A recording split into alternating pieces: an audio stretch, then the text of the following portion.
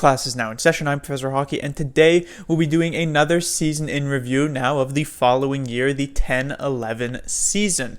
So after the Sharks lost to the Chicago Blackhawks in the previous year by a score of 4-0, and the Blackhawks would end up going on to win the Stanley Cup, the Sharks looked to make a few changes in the offseason. Primarily, Doug Wilson did some wheeling and dealing, offer-sheeted young Chicago Blackhawks defenseman Niklas Hjalmarsson, forcing the Blackhawks to match so they don't lose this promising young defenseman, and then using that the fact that the Blackhawks now had more salary cap tied up into their players to actually get Antti Niemi away from them, who would become the Sharks' new starting goaltender for the next few years, since Evgeny Nabokov would leave during that offseason. So a nice little move there from Doug Wilson. Off-sheets quite rare even at that time, and so seeing him actually make an aggressive move like that was pretty interesting.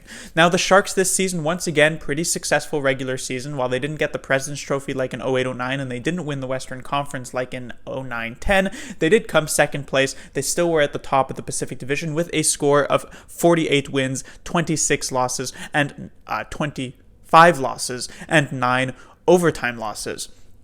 In terms of offense, it was a bit lower than it was the previous year. While the previous year, Thornton, Marleau, and Heatley were all point-per-game players. No players for the Sharks were point-per-game this season. It was Marleau leading the way, 82 games played as it is, 37 goals, 36 assists for 73 points. Then Thornton, 80 games played with 21 goals, 49 assists for 70 points. Pavelski there with 74 games played, only 20 goals, so Pavelski yet to really show himself as that big goal scorer that we know he became. 46 assists for 66 points. Danny Heatley, who had really begun to decline at this point with just 80 games played, 26 goals only, and 38 assists for 64 points. Ryan Clough, who had himself a pretty good year that one, 75 games played, 24 goals, 38 assists for 62 points. And Couture, in what was technically his rookie year, coming second place for the Calder, only losing out to Jeff Skinner, with 79 games played, 32 goals, 24 assists, and 56 points. Niemi, in his first full year as a Sharks starter, or just his first year as a Sharks starter,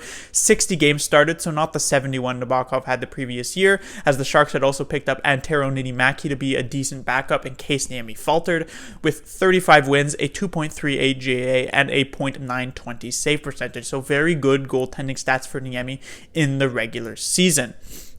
Moving into the playoffs, the Sharks were second place in the Western Conference, and so they'd face off against seventh place in the Western Conference, and that just so happened to be the Los Angeles Kings. Now, the Sharks and Kings were obviously rivals at this time just due to the fact that they both play, of course, in the state of California, but they didn't necessarily have that playoff history all that much just yet. This was really the first matchup between these two teams that would come in the next 5 years that would really intensify that rivalry. And this was one that ended up going pretty smoothly for the Sharks. The Kings had been 46 wins, 30 assists, 30 losses, and 6 overtime losses. In Game 1, the Sharks would take the victory 3-2 with an overtime victory before getting shut out at home, which is never good in the playoffs, obviously, 4-0. Then Game 3 would be a crazy comeback, maybe one of the crazier comebacks the Sharks have been involved with, at least all the way up until the Sharks' Game 7 against the Golden Knights just last year. The Sharks fell behind 3-0 in the first period. Early in the second period, it was then 4-0. Before the Sharks rattled off 5 goals in the second period, it would be tied 5-5 going into the third and going into overtime before Setoguchi would get the overtime winner to take the series lead 2-1. The Sharks would then win the next game 6-3 before losing at home 3-1, and then it would be the famous Thornton slide in Game 6 on his overtime winner to put the Kings away in just 6 games. The Sharks would then face off against the Red Wings again in the second round. Of course, the previous year, 09-10, the Sharks took out the Red Wings in just 5 games. This time, however, it took 7 games in a situation in which it was almost a reverse sweep. So the Sharks won the first 3 games, though they were very, very close.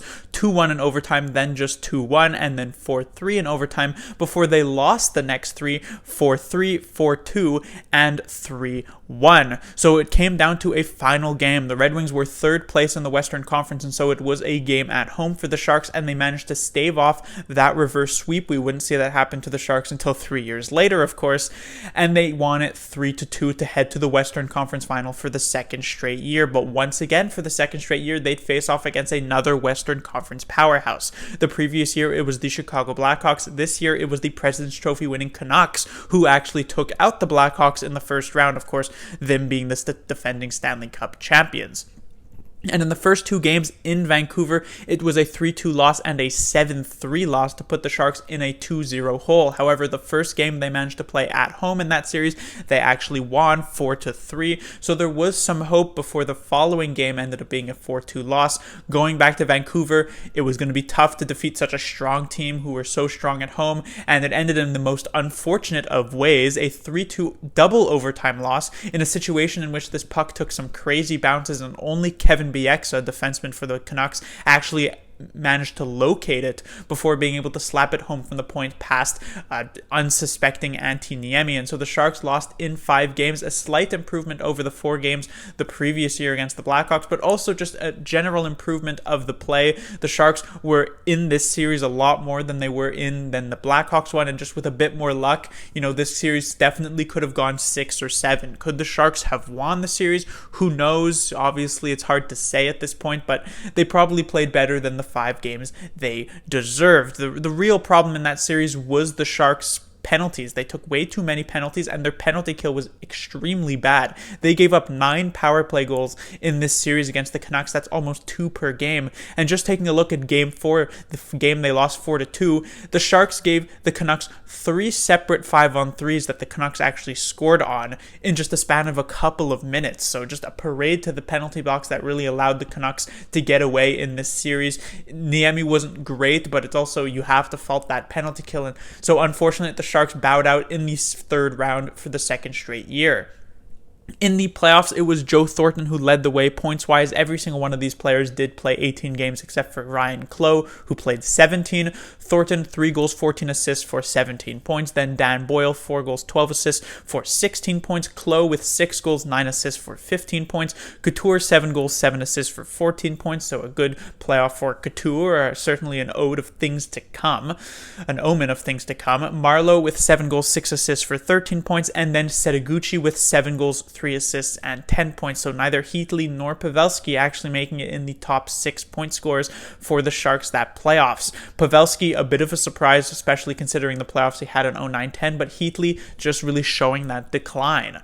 And then in the goaltending position, 18 games started for Niemi, just 8 wins because Niittymaki had actually come into play in that game 3 against the Los Angeles Kings. And since Niemi was in for when the Sharks were down 4-0, and the Sharks ended up winning that game with Niittymaki in nets, it technically gives him the win. So Niemi with just 8, Niittymaki with the other one, a 3.22 GAA and a .896 save percentage. So just not very good stats at all. It's definitely contrasting with his stats in the regular season. Almost a .03 drop of save percentage, which is just insane, and almost a full point in terms of GAA dropped as well. So pretty disappointing playoffs for Antti Niemi, his first as a San Jose Shark, but maybe not really that surprising considering besides the series against the Sharks the previous year, Niemi wasn't even all that great for the Blackhawks in the playoffs in the previous year, and it was really just the Blackhawks defense and forward core that managed to carry them to that Stanley Cup. But that would do it for this season. The Sharks would make a bit more progress, but still not really getting to the promised land of even just a Stanley Cup Finals. That would only come in 2016 for the Sharks. They still couldn't even get there. Never mind just actually winning the cup in general. And it was another situation, and I don't know how the Sharks matched up against the Bruins, but it was another situation where in at least the Western Conference, the Sharks just weren't good enough to be the best team. Class dismissed.